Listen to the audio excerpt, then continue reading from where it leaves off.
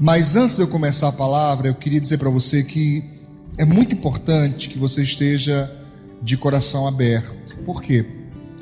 Porque talvez eu toque em temas sensíveis para você, talvez você nem concorde comigo, e por favor entenda, a igreja não está estabelecida para forçar ninguém a nada.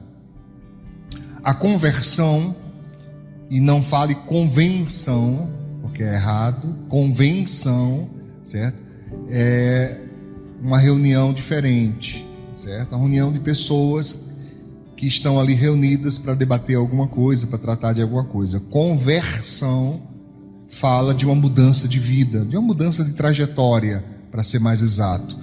E é o que Jesus disse, né? Que aquele que se entrega a Ele, que passa a viver com Ele, também passa a viver em novidade de vida. Então não pode ser mais como era antes, tem que mudar.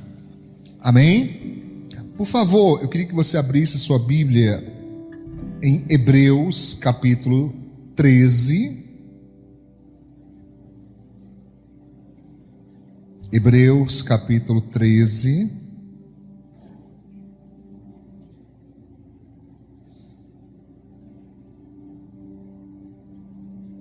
Esse foi um texto que nós lemos ontem aqui na reunião com os obreiros, mas eu acredito que vai nos ajudar bastante, tá?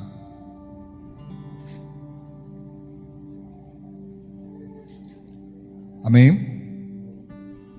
Hebreus 13. Pessoal que está acompanhando a gente pelas redes sociais, sinaliza aí para mim, coloca aí no chat se estão conseguindo ver e ouvir bem, né? Estou aqui sem um retorno, então sinaliza para nós se está dando para acompanhar.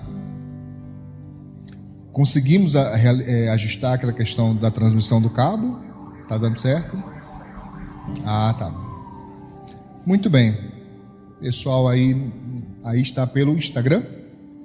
Pessoal do Instagram sinaliza para nós. Pessoal aqui também no TikTok sinaliza para nós. Está chegando bem aí a transmissão? Está dando para ouvir e entender? Em nome de Jesus. Hebreus capítulo 13. Todos acharam? Versículo 7. E apenas o verso 7 hoje. Eu estou lendo aqui na versão de Almeida, revista e corrigida, e diz assim: lembrai-vos dos vossos pastores. Em algumas traduções vai ter guias, em outras vai ter líderes, liderança, ou domínio, ou dominação, ou governança, ou governadores. Mas eu queria que você hoje me acompanhasse nessa versão, nesse entendimento aqui. Lembrai-vos dos vossos pastores, que vos falaram, ou ensinaram, ou pregaram o quê? A palavra de Deus. A fé dos quais imitai. É para imitar o quê? A fé. Atentando para a sua maneira de viver. Outra versão vai dizer para você estar atento ou atentamente prestando atenção na maneira de viver até o fim e imitai a fé deles. Preste atenção na maneira que eles vivem, imite a fé que tiveram. Tem muitas versões, mas eu queria ficar com essa aqui. Imitai a fé e atentos, preste atenção, analisem. Obviamente que esta análise fala de prestar atenção para aprender também. Amém? Está atento à sua maneira de viver. Bom, queridos, ontem nós falávamos aqui que, na minha percepção, enquanto pastor, eu observo que a cada nova geração de cristãos, nós estamos perdendo algumas coisas que são preciosas, e eu diria até indispensáveis para uma vida cristã sadia e biblicamente pautada. Sadia e biblicamente pautada. Quando eu falo isso, para algumas pessoas dá-se a impressão de que eu estou dizendo que essa é a geração de crente que não presta. Não é isso que eu estou dizendo. Mas baseado até mesmo na palavra de Deus, que nos ensina que nos últimos dias sobreviria sobre nós tempos difíceis, tempos trabalhosos, onde os homens seriam amantes de si próprio. O apóstolo Paulo ensina isso. E que estariam muito mais ligados aos prazeres do que procurar ter uma aliança com Deus. O texto diz, mais amigo dos prazeres ou dos deleites do que amigos de Deus. Fala de proximidade, fala de comunhão, fala de intimidade, muito mais próximo daquilo que gera prazer carnal do que realmente uma aliança com Deus. E nós estamos vendo isto, irmãos, de maneira muito clara. É assim que está acontecendo. Obreiros, sentem aí. É assim que está ocorrendo. E eu chamando a atenção dos nossos obreiros, não que eles façam isso, não estou acusando de nada, mas chamando até para ensinar. Eu perguntei para eles, quando a Bíblia diz, imite a fé deles, o que isso significa? O que é imitar a fé? Eu explicava, isso fala de você reproduzir na sua própria vida aquilo que você aprendeu, aquilo que você foi ensinado, de acordo com a doutrina que você recebeu, e doutrina no sentido específico de ensinamento que você aprendeu. Amém? Aquilo que você aprendeu, coloque em prática. Mas nós temos visto, irmãos, que a coisa mais difícil para muitas pessoas é fazer isso. Temos visto que é uma geração que tem um cristianismo particular. Ou seja, a pessoa faz aquilo que ela mesma julga correto. Mas pastor, o cristão, o crente, não tem autonomia, ele não tem essa capacidade de discernir e fazer escolhas próprias. Sim, tem, mas quando está falando da palavra de Deus, quando concerne a Bíblia Sagrada, nós não temos escolha. Nós ou obedecemos ou não obedecemos. Entende o que eu estou falando? Quando eu estou falando de não termos escolha, seria a Bíblia dizer uma coisa e nós contradizermos. Isso não é possível. Pelo menos não para uma vida cristã sadia e pautada na Bíblia. Está claro isso, irmãos? Sim?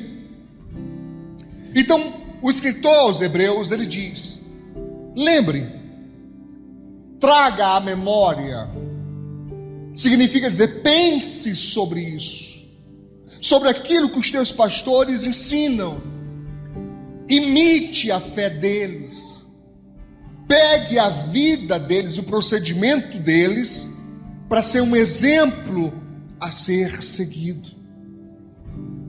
Mas isso não é feito, irmãos.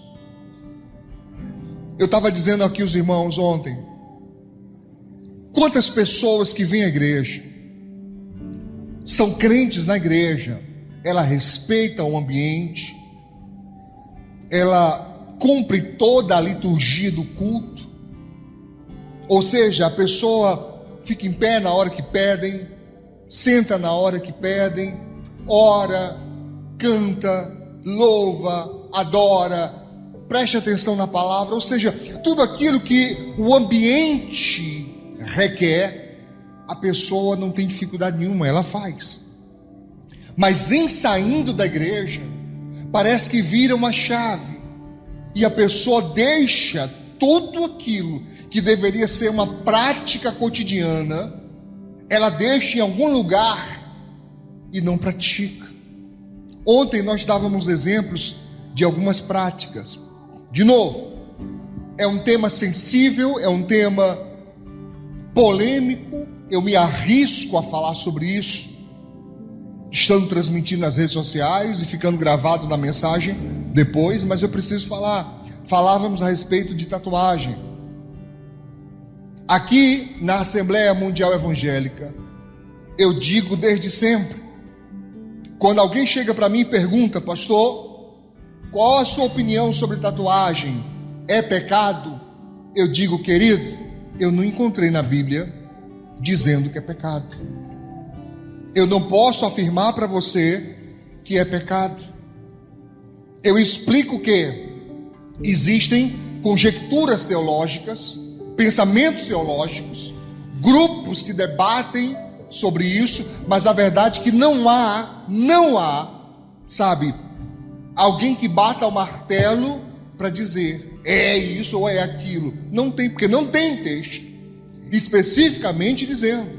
Quando tem no Antigo Testamento, está muito ligado a questões religiosas. Pessoas que marcavam seus corpos por causa de um voto a uma divindade, entende isso? Então aquilo estava relacionado à adoração. Outros que tinham seus corpos marcados por cultura tribal, regional. Outros que tinham seus corpos marcados por causa de sentença. Por exemplo, em algumas culturas, quando alguém cometia um crime, ele era marcado para sempre, para que fosse fixado que a pessoa era criminosa. Mas não é o que se procede na nossa cultura. Mas então me perguntam: pastor, mas qual é a sua opinião pessoal? Eu digo sempre: eu não gosto, eu nem concordo. Na minha visão pessoal, sabe, nós deveríamos sermos exemplo. Mas é aí aonde o campo minado começa, porque dá margem a interpretações. Porque é muito fácil alguém pegar essa minha palavra, tirar do contexto e me chamar de preconceituoso, e achar que eu penso que alguém que tem uma tatuagem, de alguma maneira, está fadado a ser alguém à margem da sociedade. Eu não estou dizendo isso, e eu não acredito nisso.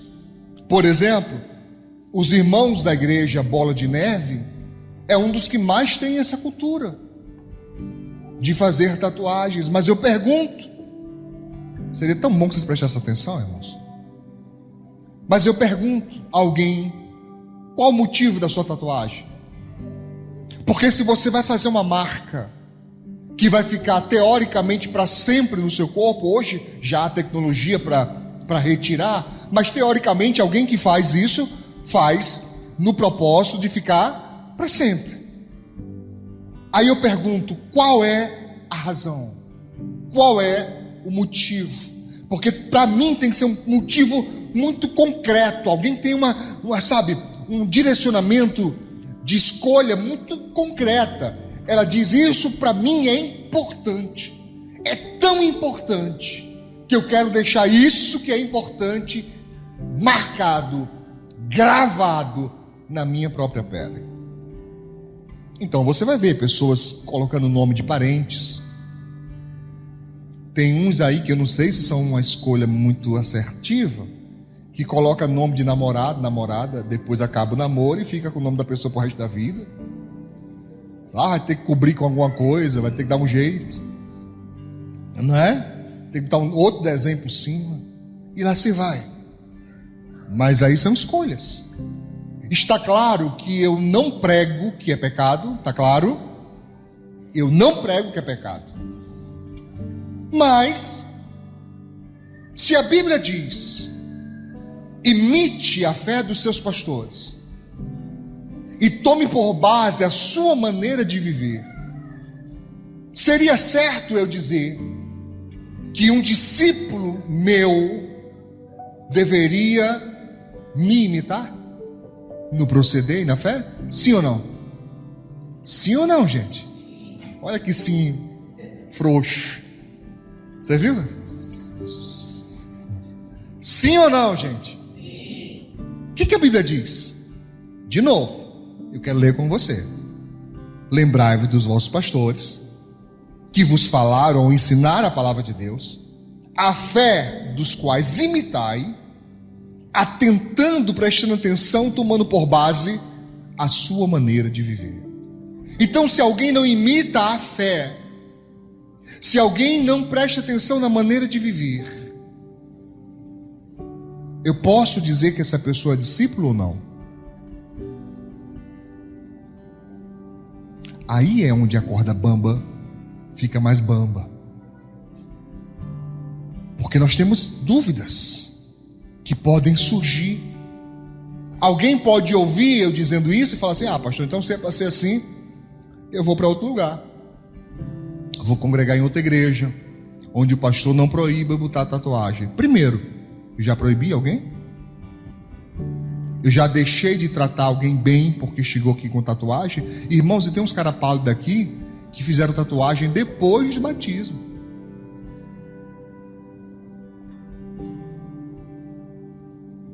Depois. Chegue para essas pessoas, já tem gente olhando nos braços dos outros. Vê se crente é fácil, irmão. Vê se crente é fácil. Vá olhar para a tua vida, meu irmão. Pelo amor de Deus, é o que a Bíblia diz, irmão. Não é para olhar no argueiro que está no olho do irmão. É argueiro, pastor, mas é tatuagem também. Vá olhar para a trave no teu. Para com isso. Para com isso. Tá? Para com isso. Tá claro? Claro mesmo? Mas a questão é, se a pessoa ela não atende em algo, eu posso ter certeza, eu posso ter convicção de que ela vai atender nas outras coisas? Porque foi feita uma escolha. Uma escolha que eu repito todas as vezes, não é pecado. A não ser que a marca que você faça seja uma afronta para Deus. Você sabia que isso é possível? Sabia que isso é possível, irmãos? Você afrontar a Deus com uma marca? O que é proibido na Bíblia? Qualquer coisa ligada à adoração. É uma imagem. Mas não é de escultura, pastor. O que a Bíblia proíbe é imagem de escultura. Não. Não é só de escultura, não. Qualquer imagem de adoração é uma afronta a Deus. Uma pessoa me perguntou especificamente sobre, eu não lembro se era um beija-flor ou era uma borboleta, era algo assim. Pastor, isso aqui, eu posso colocar? Eu falei, você pode colocar isso aí e a floresta todinha. Poder, você pode. Não esqueça que você não está na igreja para ser dominado. Você não nasceu para ser dominado. A ideia não é essa, de eu dizer o que você pode e o que você não pode fazer. A ideia é te ensinar o caminho bíblico, não o que eu acho. Porque se fosse o que eu acho, irmãos, a coisa seria bem diferente. Mas bem diferente. Olha para o seu irmão aí. Olhe mesmo, por favor. Se fosse como eu acho, se fosse como eu quero, esse santo e essa santa aí seria santo e santa mesmo. Se fosse como eu quero, você ia, sabe, debaixo do cajado e da vara. Mas não é assim. Você tem escolha. Você tem livre-arbítrio. Mas eu tento levar as pessoas a pensarem. Quem acredita, fale para mim, quem acredita que o seu corpo é templo e morada do Espírito Santo? Levante a mão bem alto para me ver. O seu corpo, não é o corpo de alguém, o seu, é templo e morada do Espírito Santo? É? Levanta a mão de novo para me ver, para me gravar. Olha aí ao redor, de testemunha. O seu corpo é templo e morada do Espírito Santo? É mesmo? É? Que bom. Se ele é templo e morada, em outras palavras, ele é santo, consagrado. E se é santo e consagrado, você não pode fazer o que quer com ele. Tá claro isso, irmãos? Eu estava dizendo para os irmãos, eu gosto muito de teclas e de contrabaixo. Alguns sabem disso. Se você chegasse na igreja e estivesse aí desenhado, cheio de teclas por tudo que é canto, e adesivos de contrabaixo por tudo que é canto. O que você ia achar? Eu queria que você participasse. Diz aí pra mim, o que você ia achar? Chegasse na igreja, estava todo pintado, cheio de tecla, tudo que é canto, subindo e descendo, de tudo que é jeito, em onda, em linha reta, tudo que é jeito, teclas. E alguns contrabaixos, pendurados assim na parede. O que você diria?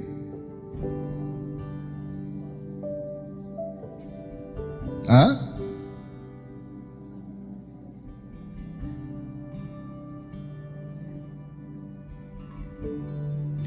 Alguns achariam legal. Pô, pastor, ficou legal, né? Bem musical a igreja, né? Uns entrariam e falam assim: uai, eu errei, eu pensei que era igreja. É um conservatório de música aqui, uma escola de música. Esquisito. Outros, ela quer adorar, não quer nem saber o que está na parede, se ela é branca, se ela é preta, se ela é azul, se ela é amarela, não está nem aí com isso. Mas se ao invés de teclas e contrabaixo tivesse um monte de unicórnios e gnomos,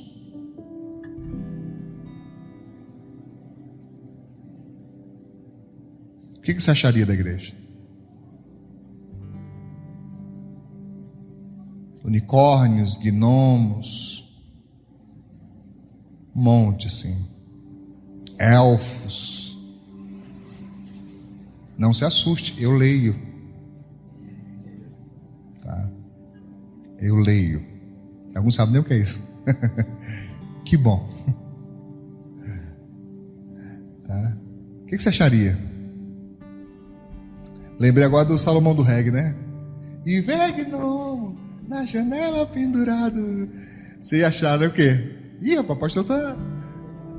Pastor, o que tá acontecendo aí? Você tá tratando do pessoal lá com vício? Eu acho que você tá meio seduzido lá pelos negócios, não é não?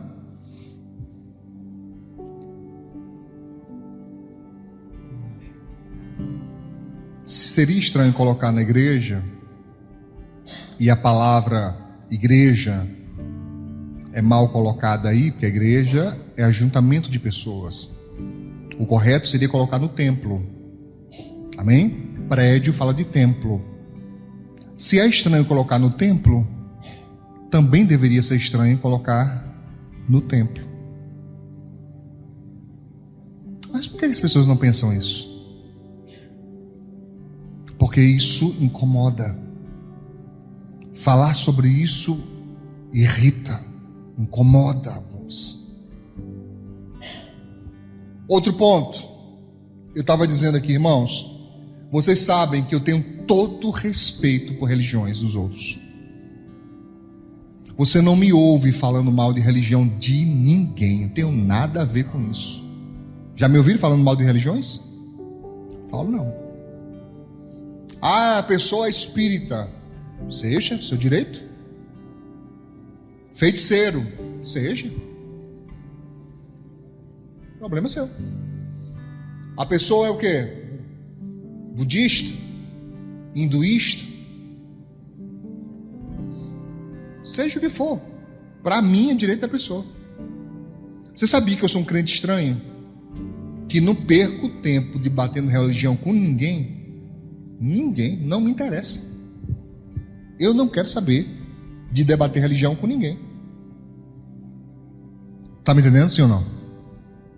Mas com todo respeito que é devido a religiões dos outros, que eu faço isso. Nós somos cristãos evangélicos. Nós não somos cristãos católicos. Se nós não somos cristãos católicos, isso quer dizer que nós não manifestamos adoração aos santos católicos, embora respeitamos todos eles que estão na Bíblia. Todos eles. Inclusive Maria. A nossa divergência são outras. Nós não acreditamos que ela deva ser adorada, nenhum deles deve. Não acreditamos que ela continua virgem. Fora isso, todo respeito. Amém? Mulher cheia de graça. O que significa cheia de graça? que recebeu um favor muito grande. É só ler o texto. Pegar um dicionário, você vai entender com facilidade. Aqui, nem eu, nem meus obreiros costumamos ofender a fé alheia. Então não quero fazer isso hoje, apenas um detalhe. Tá claro isso? Apenas um detalhe.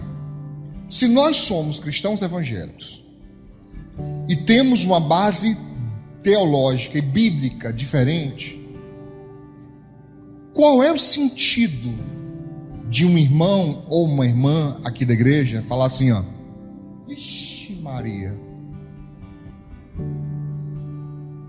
olha aí para os irmãos aí, a maioria diz. Eu explicava, vixe é uma corruptela de virgem. Se dizia antes Virgem Maria. Você sabe, o brasileiro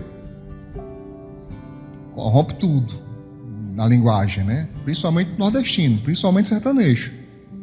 A gente vai pelo que é mais fácil, tá? E às vezes a gente vai até no que é mais difícil. Por exemplo, vrido.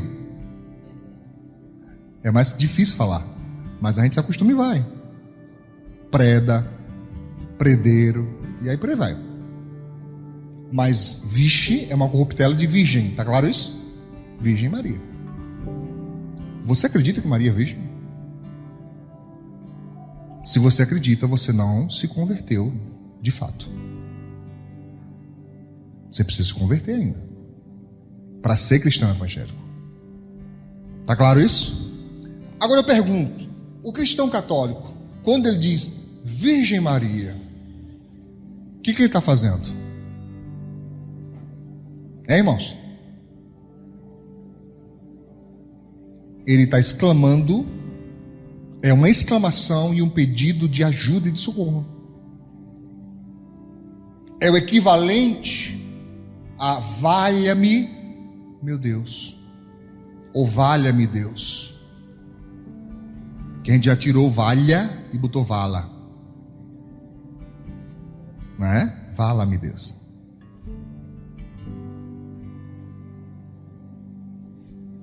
E nem vou falar das redes sociais, que piorou tudo, tá?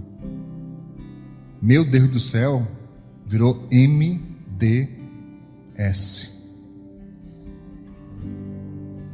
Que eu não entendo como é que eles entendem que céu é com S. Mas fazer o quê? Tá claro? Você sabe que céu é com C, né? Porque botaram os olhos tão assim que parece que alguém descobriu hoje que céu é com C.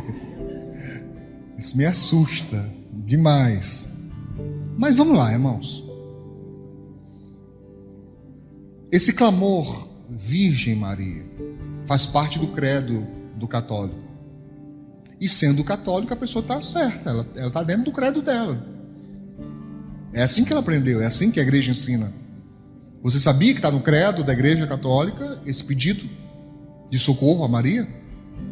Eles acreditam da seguinte maneira: rogai por nós, agora e na hora da nossa morte. Por isso eles clamam por ela. Virgem Maria é um pedido de socorro. O cristão evangélico não crê assim. Mas por que você continua dizendo? E tem gente, irmãos, tem gente que fala com tanta convicção que olha assim, e não é nem pedido de socorro, agora é expressão de alegria. Eu vejo gente expressando alegria desse jeito. Vixe Maria. Eu olho assim e falo, tem um negócio esquisito aí, irmão. A turma não entendeu, não. Aí eu, que sou muito apegado ao ensino, fico recordando, eu ensinei isso? Não ensinei. Então isso vem de onde? Da cultura. Isso faz parte da sua cultura familiar, isso faz parte da sua cultura de amizades, de emprego. Mas como é que pode? Você que nasceu para ser luz e sal, foi assim que Jesus disse, luz do mundo, sal da terra, ou seja, você é influência para o reino, atrair pessoas para o reino. Mas ao invés de você influenciar o ambiente, parece que está deixando que o ambiente te influencie. Queridos, quantas vezes eu já disse aqui na igreja que é pecado um cristão se reunir com alguém para falar mal de outro. Isso é proibido na Bíblia. É proibido. No Antigo Testamento diz que Deus abomina aquele que semeia contenda entre irmãos. Mas você vê, vez por outra, os crentes se reúnem para falar mal de alguém. Olha aí para os irmãos aí. Faz uma pergunta para mim, por favor. À frente, atrás, de lado. Pergunta assim: como é teu patrão ou patroa?